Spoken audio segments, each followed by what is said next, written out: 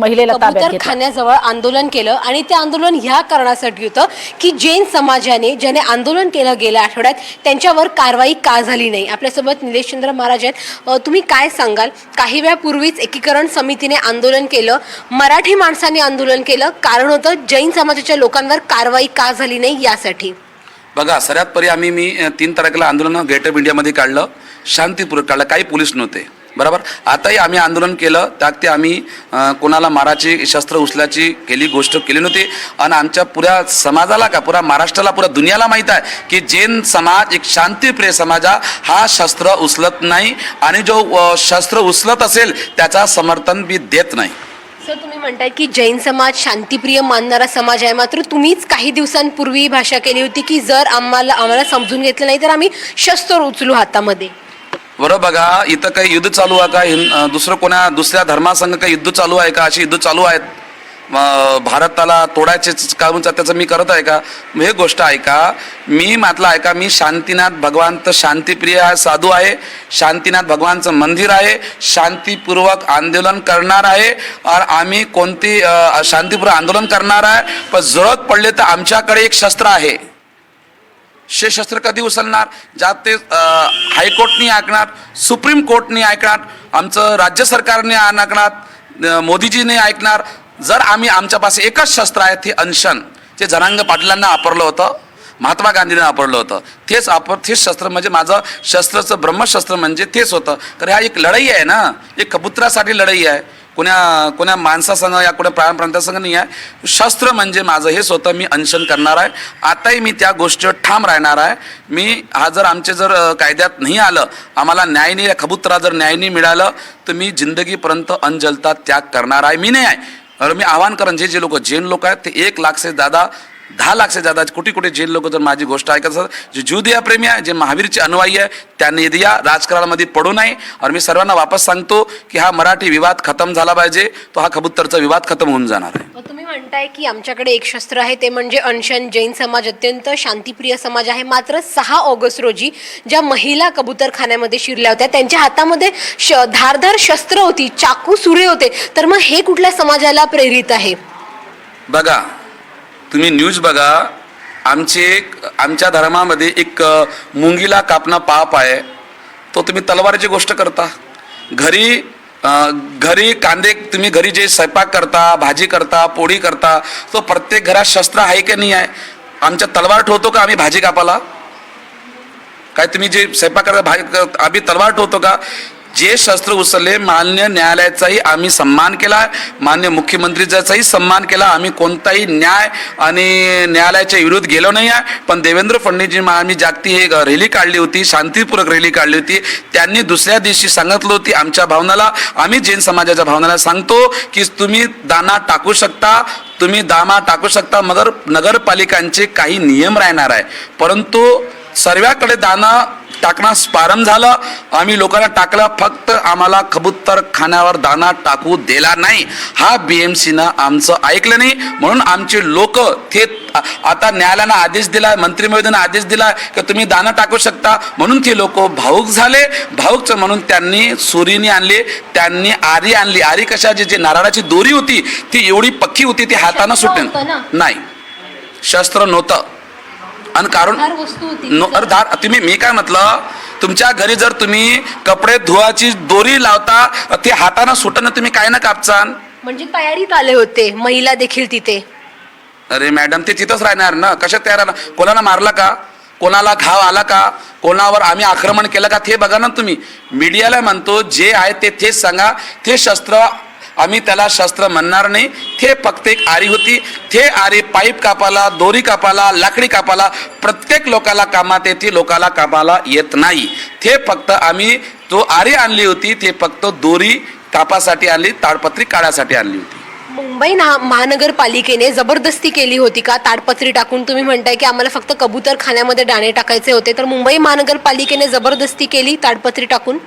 जबरदस्ती केली. आम्ही हायकोर्टात गेलो. आम्ही हायकोर्टात गेले. तुम्ही त्या नगरपालिकेकडे जा, सुप्रीम कोर्ट गेलो, हायकोर्टात जा. याचा अर्थ हा पुरा कराया धराया BMC वाल्याने केलेला आहे. आता हे एक विवाद झालेला आहे.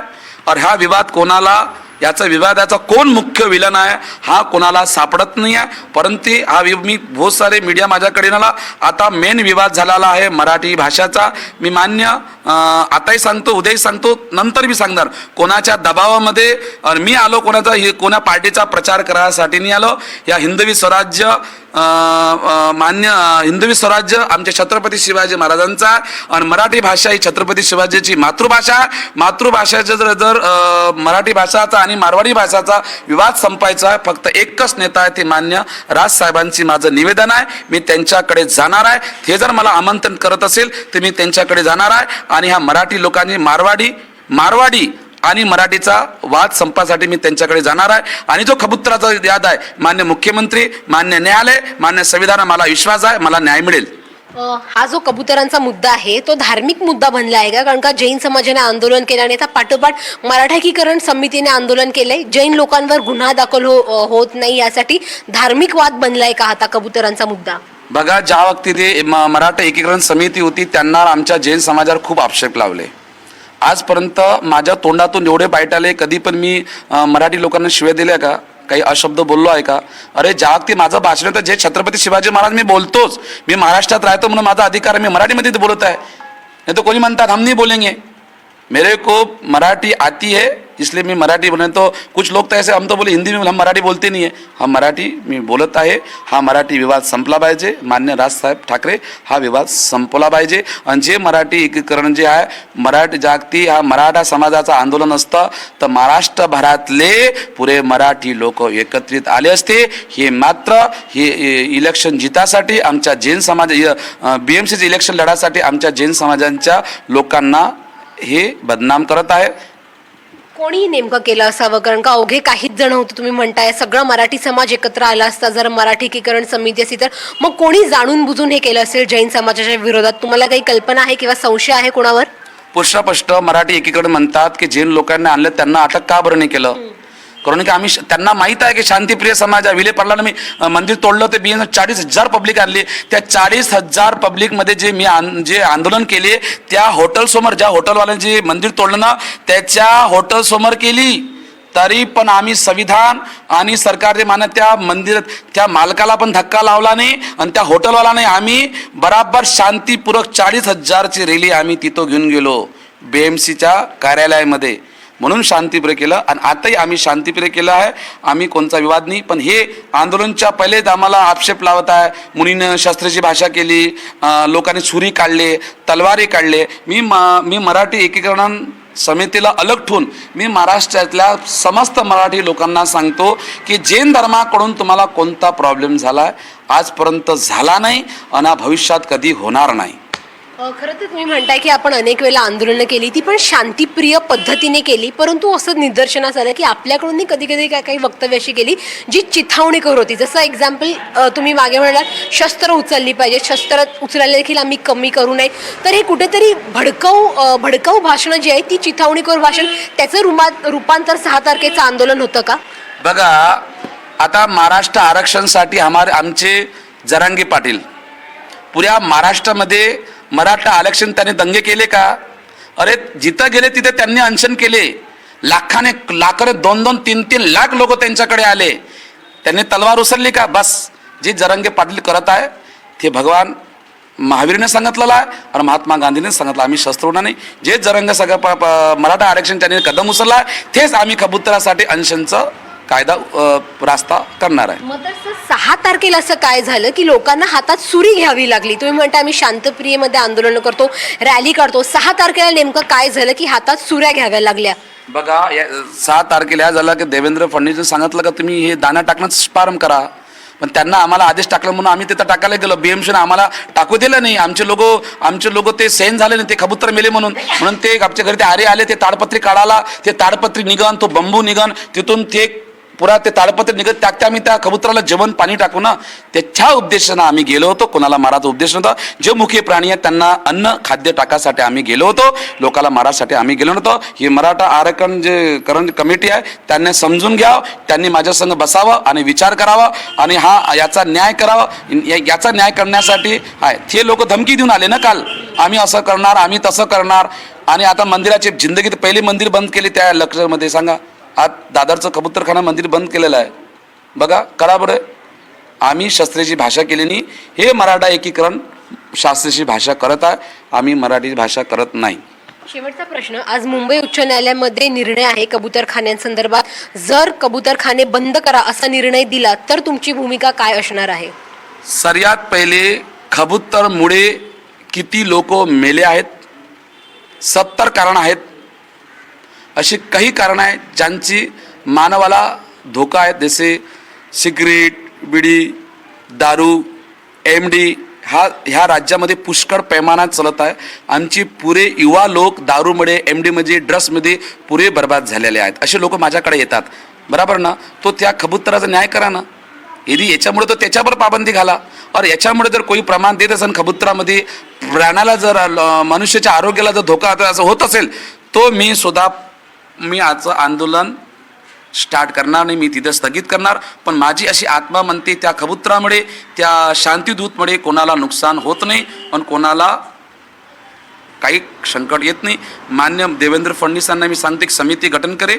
हे ITI बिठाय किती लोक कशामुळे मिले, कबूतरामुळे मिले का कशामुळे मिले.